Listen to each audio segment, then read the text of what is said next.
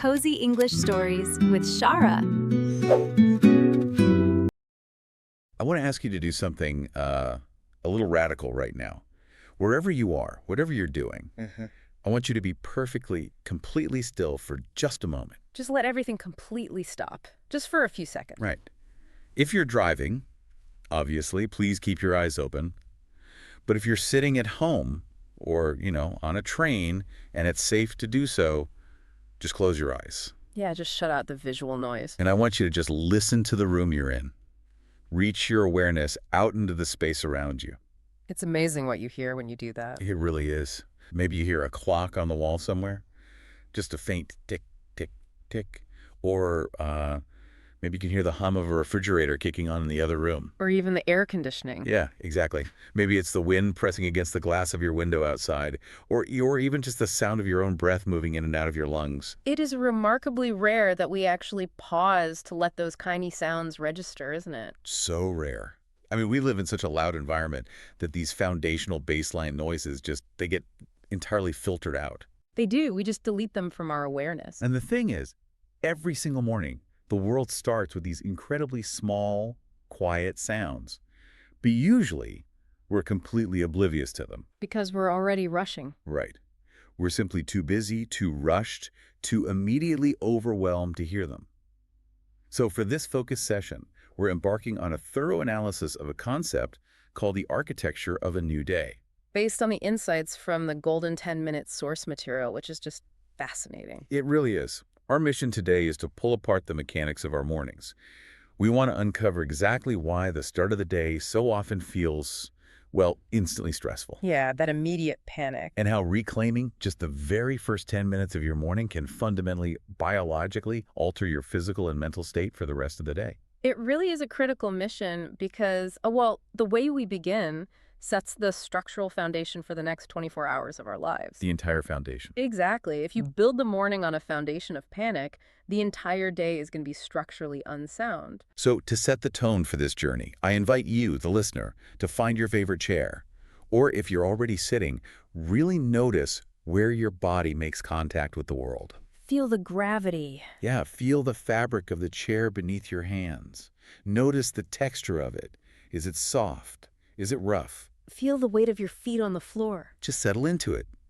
And now, together, let's take a very, very slow breath. Deep in and slow out. Just that single deliberate breath changes the temperature of the room, doesn't it? It really does. It creates a baseline of peace. And we really need to establish that peaceful baseline right now because we have to contrast it with the jarring, often violent reality of how most of us actually wake up. It's a stark contrast. It is. Let's do a completely honest check-in about the very first minute of the morning. You just took a calm breath with us.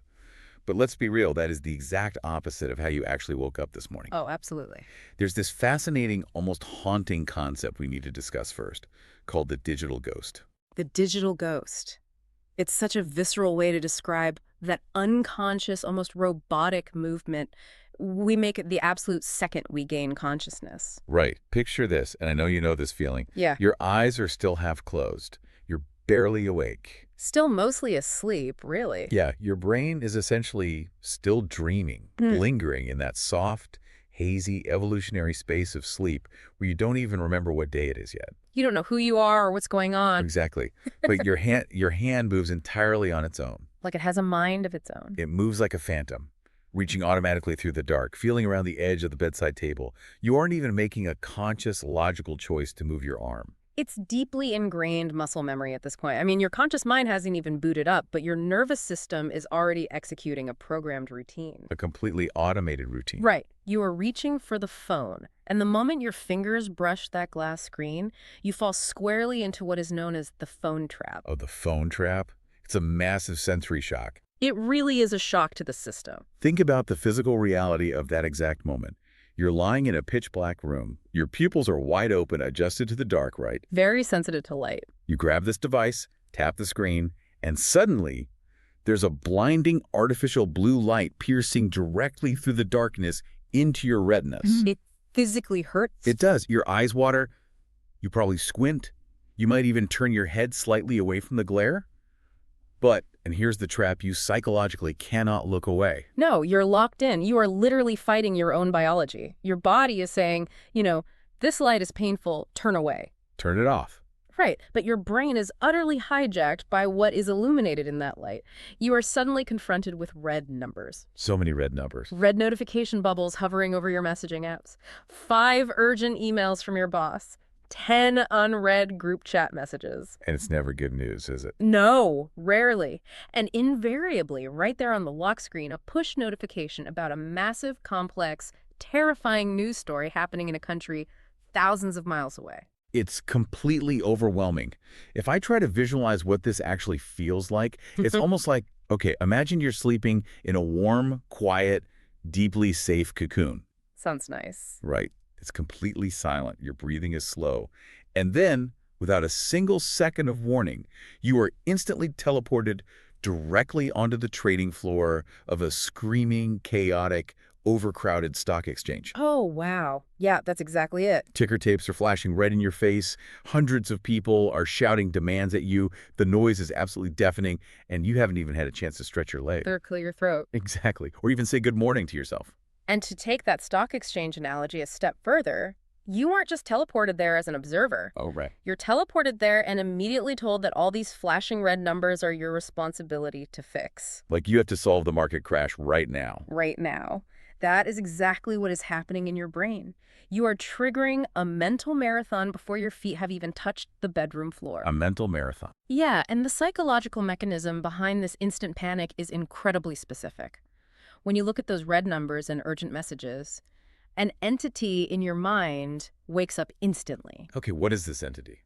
Well, the source calls it the anxious security guard. The anxious security guard. Mm. I feel like my guard doesn't just wake up, he kicks the door down. Oh, we all have this mechanism, Right. and he absolutely kicks the door down. This guard wakes up in a state of sheer, unadulterated terror, and he starts shouting at you. What's he shouting? He looks at the screen and yells, "Look at this. You are already behind schedule. You are missing work. There's a crisis in the world. People are waiting. People are waiting for your response right now. Hurry, hurry, hurry." And your physical, biological response to this internal shouting is immediate and visceral. Right, because my body doesn't know the difference between an urgent email and, like, a physical predator. So my heart starts to pound against my ribs. Exactly. Your stomach tightens into a knot, diverting blood away from digestion. Which is why you feel sick to your stomach sometimes. Yes. Your breathing shifts from those deep, slow belly breaths of sleep to shallow, rapid chest breathing. You are physically still lying there, wrapped in soft blankets, your head on a pillow, wearing your pajamas. But biologically, Biologically, neurologically, your brain is already sitting at the office dealing with a 4-alarm fire. but wait, this physiological mismatch is so bizarre when you really stop to think about it. My heart is racing in bed, but I'm physically safe under a blanket. It's total paradox. It is. Why does my body react so violently to a piece of glass? Which brings up a really powerful concept we need to explore to understand this friction. It's the idea of the microwave brain. Ah, the microwave brain. It's an incredible, accurate way to describe the modern morning experience. It really is. It's described as trying to heat up your human soul in 30 seconds. Which is impossible, obviously. Right. Now think about how a microwave actually works. It doesn't warm food gently from the outside in, like an oven does. No, it forces the heat. Yeah, it uses radiation to forcefully agitate the water molecules inside the food. It makes them vibrate at an incredibly high speed, creating intense, rapid, unnatural heat from the inside out. It's a violent process, chemically speaking. Exactly.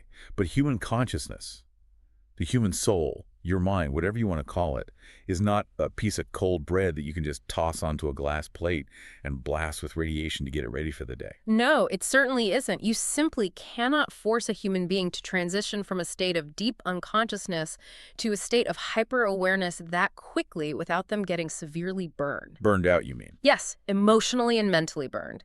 There is this massive, irreconcilable friction between the slow, biological, evolutionary reality of how a mammal wakes up and the instantaneous, hyper-demanding speed of the digital world. Because we didn't evolve for this. Not at all. For hundreds of thousands of years, humans woke up to the gradual lightening of the sky.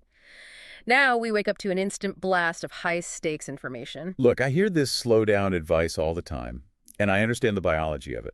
But let me step into the shoes of our listener for a second, because I know exactly what they're thinking. And frankly, I'm thinking it too. Let's hear it. Life is insanely busy. I have a 9 a.m. meeting that I haven't prepped for. I have kids who need lunches packed. The dog needs to be walked. And my inbox is literally on fire from an issue that happened overnight. It's a lot of pressure. It is. I don't feel like I have the luxury of waking up like a hunter-gatherer. It feels irresponsible to ignore my phone. If I can process 5 emails while I'm still lying in bed, aren't I winning the morning? That's the common perception, yeah. Right. Why shouldn't I microwave my brain to get a head start on the day's problems? It's a completely rational defense mechanism because we have been deeply conditioned to believe that speed is the exact same thing as productivity. Because it feels productive. It feels that way, sure. Yeah. But we have to look at the actual outcome of that choice.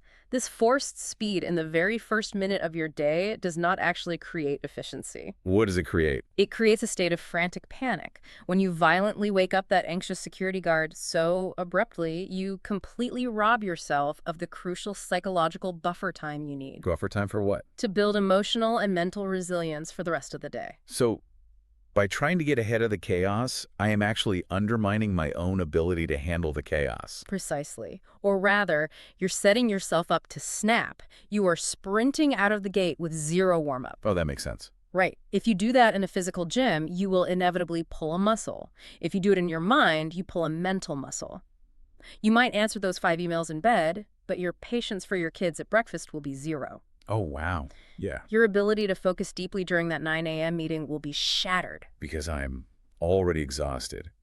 And this feeling of a burned soul, this mental fatigue we all feel, by 10 a.m., it isn't just a poetic idea or a philosophical complaint about modern life. No, it's very literal. It is a direct, measurable result of very real chemical reactions happening inside our heads. We really need to get into the mechanics of the dopamine gas pedal. This is where the underlying neurobiology really illuminates why we do this to ourselves.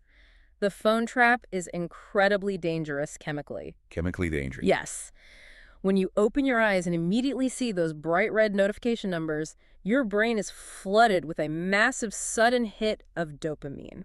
Now, hold on. We need to clarify this because there is a huge cultural misunderstanding about dopamine. A very pervasive one. Yeah. Often, we hear it casually referred to as the happy chemical. Yeah? People talk about it like it's just this warm, relaxing wave of pleasure that washes over you when you eat chocolate or see a cute dog.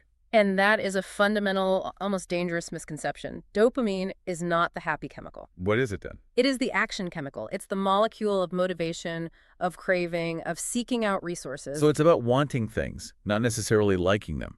Exactly. From an evolutionary standpoint, dopamine was the chemical that got our ancestors out of the cave to forage for berries or hunt for food. It is designed to drive pursuit. Okay, so when I look at my phone, So when it floods your system first thing in the morning from a screen, it isn't telling your brain, relax, be happy, enjoy this moment. It is actively screaming, go, search, scroll, find more information. What's next? Keep moving. wow, it creates the dopamine gas pedal effect. Yes. It revs the internal engine to its absolute maximal capacity. It's almost like imagine you climb into a car that is parked securely inside a closed garage. Okay. The garage door is shut. You turn the key in the ignition and you immediately slam your bare foot on the gas pedal, pushing it all the way down to the floor mat. Just flooring it. Right. Yeah. The engine is roaring, it's screaming, the RPM gauge is buried in the red zone. You can smell burning rubber and hot metal. Wow. But the car is in park. You're not moving. You aren't actually going anywhere. You were just violently burning out the engine in a dark, enclosed space. That imagery perfectly captures the physical toll it takes on the body. Your engine is screaming, but your body is stationary in bed. It sounds exhausting just talking about it. It is, and this leads us to a fascinating clinical concept called allostatic load. Allostatic load. Okay, what's that? Allostatic load is essentially the total cumulative weight of chronic stress and physiological wear and tear on your body. Like a running tally of stress. Exactly. Imagine your capacity for stress is a heavy canvas backpack that you have to wear all day. Every stressor you encounter, a traffic jam, a rude email, a spilled cup of coffee, adds a heavy rock to that bag. Okay, so if my morning routine consists of waking up, instantly grabbing the phone, getting hit with that massive wave of the action chemical and waking up the anxious security guard that is an enormous stressor. It's a massive rock. It is the equivalent of someone dumping a boulder into your backpack before your feet even hit the bedroom floor. Before we've even stood up. Yes. Your allostatic load is pushed to near maximum capacity immediately. This compounding effect explains a massive modern epidemic. The afternoon slump. Yes. It is exactly why we have absolutely zero energy left for the afternoon. We drain our daily biological reserves. We fill our stress backpack to the brim in the first 30 minutes of the day. That is terrifying. If we want to survive the demands of modern life without burning out, we must learn to hit the brake pedal before we ever touch the phone. Okay, but let's look at the reality of hitting that brake pedal. Let's do it. Let's say I actually do it. I make the brave, terrifying choice to leave my phone in the kitchen overnight. I wake up in my bed, and the phone is not there. Just you in the room. Right. What do I actually do with that sudden, empty, quiet space in the room? Because, honestly, for a lot of people, including myself, there is a genuine anxiety there. Of course. It's the fear that if I don't look at my phone right away, I am missing the world. I'm disconnected. I'm falling behind the rest of humanity. That is a very real modern anxiety. The silence can feel deafening when you are used to constant noise. It's super uncomfortable. But we have to fundamentally reframe what is happening in that quiet space. When you leave the phone in the other room, you are not missing the world. What am I doing then? You are finally, for the first time in your day, actually seeing the world. Seeing the tangible, physical world rather than the curated digital representation of it. Exactly. There's this beautiful concept we're exploring today called ecological alignment. Ecological alignment is the profound understanding that nature does not use a microwave. Nature does not rush. It doesn't. Think about the physical mechanics of a sunrise. The sun does not just snap on instantly like a harsh fluorescent tube light in a warehouse. No, it's incredibly gradual. It rises slowly, inch by incremental inch. It paints the sky in shades of gray, then deep purple, then pink, then gold over the course of hours. Or think about a flower in a garden. A blossom doesn't just pop open instantly with a loud noise. Right. It unfolds carefully, deliberately, one delicate petal at a time, responding slowly to the warmth of the air. And the core truth here, the thing we constantly try to ignore, is that human beings are an organic part of nature. We are mammals. We are. Because we are part of nature, we are biologically designed and, more importantly, biologically allowed to be slow. We have to consciously replace the violent sensory shock of the screen with a gentle sensory immersion in the real world. We need to replace that blinding, painful blue light with something real. Like what does that look like? Imagine waking up tomorrow, and instead of staring at a screen of text, you just notice a small, warm square of golden sunlight resting silently on your bedroom floor. And if you look really closely at that squirt of sunlight, you can see tiny dust particles suspended in the air. Yes. Just floating. They catch the morning light and they dance. They drift slowly up and they drift slowly down, completely unhurried by the demands of the day. It is like watching a very quiet, silent movie. A cinematic display of pure physics and light that happens every single day, completely ignored. But let me ask you, listening to us right now, and I want you to be brutally honest with yourself, does the idea of just lying there looking at dancing dust for 5 whole minutes feel a little scary? It probably does. Or maybe a little incredibly boring compared to holding the entire infinite, constantly updating internet in the palm of your hand? Why are we so utterly terrified of the silence in our own quiet rooms? We're terrified because that dopamine gas pedal has conditioned our neurobiology to crave high-velocity, high-stakes input. We're addicted to the speed. Silence feels like a void. But watching that quiet movie of dust in the sunlight, that is a biological reset. It is. Yes, it actively lowers your allostatic load. It is the physical act of taking those heavy rocks out of your stress backpack before you start the hike. Oh, that's a great way to put it. It aligns your frantic, panicked internal rhythm with the natural, gradual, unhurried pacing of the physical world around you. But to truly embrace this ecological alignment, to really feel it, we can't just think about it abstractly as a nice idea. No, you have to do it. We need to physically practice slowing down.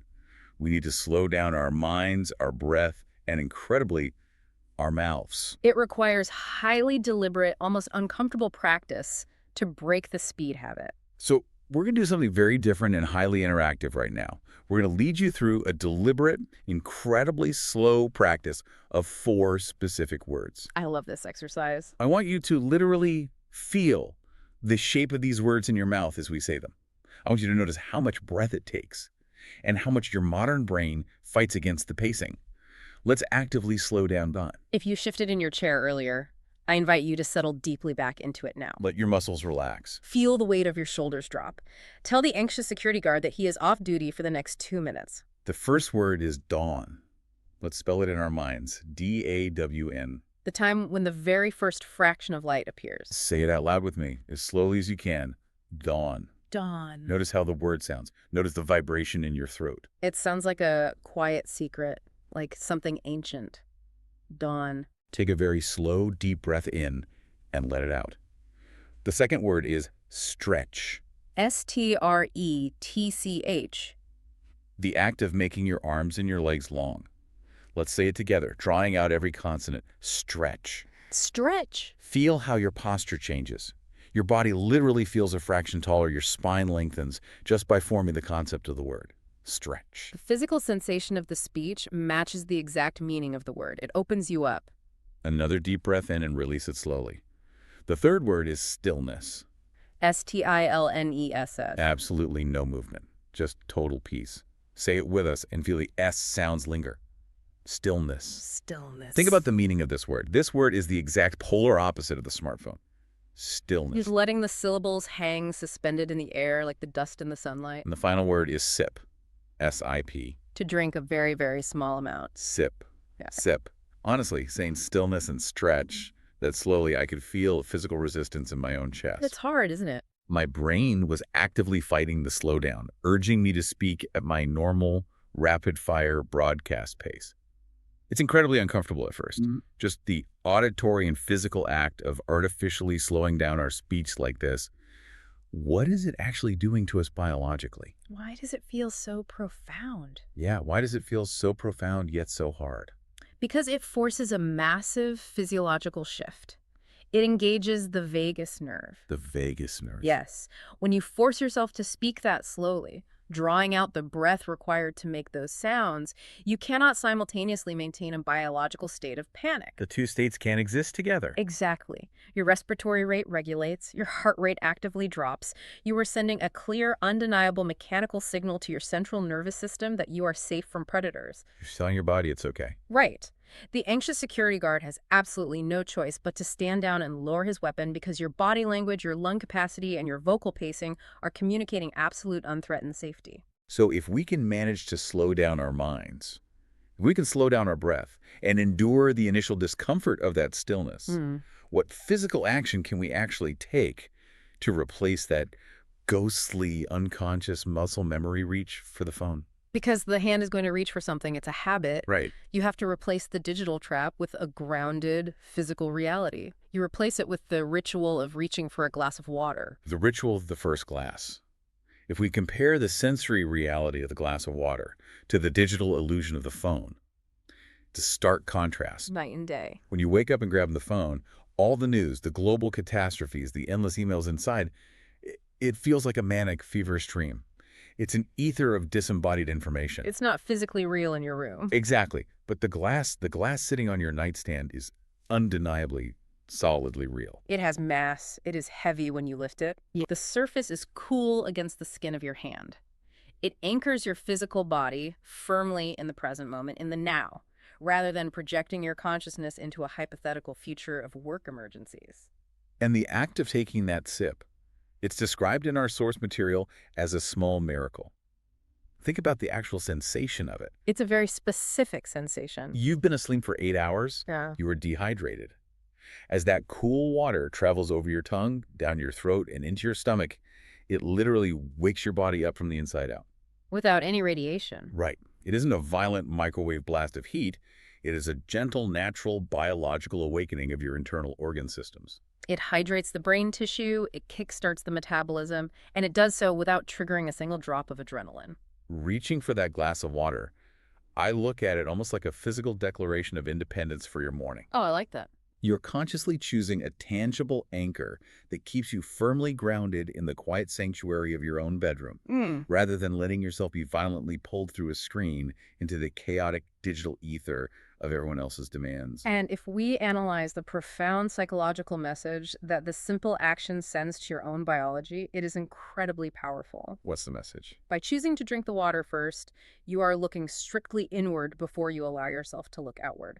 You are explicitly telling your own body, I am taking care of you. You are fundamentally more important than the unread emails. Your physical health is more important than the global news cycle. Your basic biological needs come first. It is an act of deep, non-negotiable self-respect. So we've unpacked a lot here. We understand the evolutionary mismatch of the dopamine gas pedal We see the hidden danger of the microwave brain. and the allostatic load we put on ourselves. And we've felt the sensory beauty of a slow, ecologically aligned morning. The question now is, how do we actively, practically build this into our chaotic lives? How do we start this tomorrow without failing? The framework for this is actually very clear and highly actionable. It's referred to as the 30-minute morning challenge, though the true core of the practice is about reclaiming what is called the golden 10 minutes. The golden 10 minutes. Yeah. Just 10 minutes. Let's break down the exact granular steps of this phone-free challenge so you can actually reclaim this time starting tomorrow. Okay, the most crucial thing to understand is that step one actually begins tonight. Tonight. Yes. Tonight, before you go to sleep, you must put your phone in a drawer, or ideally, in a completely different room altogether. Do not sleep with it resting on the table next to your head, You have to physically break the proximity of the digital ghost. because willpower fails in the dark. Your unconscious hand cannot reach for what simply isn't there. Okay, so step 2. Tomorrow morning, when your eyes open and you gain consciousness, do not leave the bed immediately. Don't jump up. Right. Do not jump up to start making coffee or let the dog out. Just lay there, perfectly flat, and watch the light on the wall for 5 full minutes. Look for that dancing dust. Endure the boredom. It will feel like an eternity at first. Step 3. Find just one single part of your body to stretch. Just one part. Yeah, it absolutely does not have to be a full, complex yoga routine. Just stretch your fingers wide, or point your toes toward the end of the bed, or gently, carefully roll your neck from side to side. But whatever specific movement you choose, do it incredibly slowly. Feel the actual elongation of the muscle fibers. Notice the sensation of your joints moving. Be in your body. And step 4, have your very first sip of water. Focus completely, 100%, on the coldness of the glass, the weight of the water, the feeling in your throat as you swallow. Do all of these things deliberately and slowly before you ever allow your eyes to look at a glowing screen. That simple sequence is the architecture of a completely new day. But I have to pose a question to you, thinking about how our listeners are processing this. 10 minutes sounds so incredibly small. It does. In a 24-hour day that is packed to the brim with commuting, intense focused work, family duties, making dinner, paying bills, 10 minutes seems almost insultingly easy. Can 10 tiny minutes of quiet really truly rewire the other 23 hours and 50 minutes of the day? Does it actually make a dent? It absolutely does make a dent. In fact, it changes the entire shape of the day. To understand why, we just have to return to the concept of the microwave brain. Right. When you refuse to turn that microwave on, when you actively refuse to agitate your nervous system with immediate digital radiation, you step out of bed feeling fundamentally different. How so? You might physically feel a bit heavier, more grounded, more solid in your physical body, but you will be significantly, wonderfully lighter in your mind. Because you haven't added the rocks to the backpack. Exactly. You haven't added those massive boulders to your allostatic load. You are starting your daily marathon with a completely full tank of emotional and physical energy rather than running on empty fumes by 8 a.m. It makes sense. It is all about setting the initial trajectory. If you're navigating a ship, being just 1 single millimeter off course at the very start of the journey results in arriving at a completely different continent by the end of it. That's a perfect analogy. Those 10 minutes set the angle of your entire day. You are either navigating by panic or navigating by peace. So, as we draw this in-depth exploration to a close, let's take a moment to remind ourselves of the core underlying philosophy we've uncovered today. The modern world and the devices we surround ourselves with have completely convinced us that mornings are a battleground. that you have to fight your way through them. Yeah, that you have to aggressively conquer the day before the sun even comes up, or you're failing. But the truth is, you don't have to win the morning. You just have to be in the morning. Just be. The emails will absolutely still be there in 10 minutes. The complex global problems will still be there. But your internal peace must come first, or you won't be equipped to handle any of it. I want to leave you with a final thought today. Something to really mull over as you go about the rest of your day, long after you take off your headphones and finish listening to this. Think about that intense, crushing, heart-pounding urgency you feel every single morning when you wake up. We all feel it. What if that urgency isn't actually a true reflection of your real life? What if it is a completely artificial urgency, systematically programmed into your nervous system by the very digital devices we bought to make our lives easier? That is a staggering thing to consider. If we can find the courage to silence the device, do we actually silence the urgency? I deeply believe we do. Yeah. As you move forward this week, as you wake up tomorrow and try to reclaim your golden 10 minutes, we urge you, be gentle with your hearts. Give yourself the grace of a slow start. Be gentle with yourselves. You deserve those 10 minutes. You cannot pour from an empty cup. Fill your cup first.